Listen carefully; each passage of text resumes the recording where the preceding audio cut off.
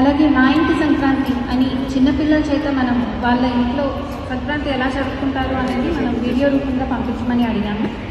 ఆ పోటీల్లో ప్రథమ ద్వితీయ బహుమతిని అందుకుంటున్న వారు అపర్ణ మినుగుల, వారి కుమార్తె ధన్విక ఈ పోటీల్లో పాల్గొన్నారు.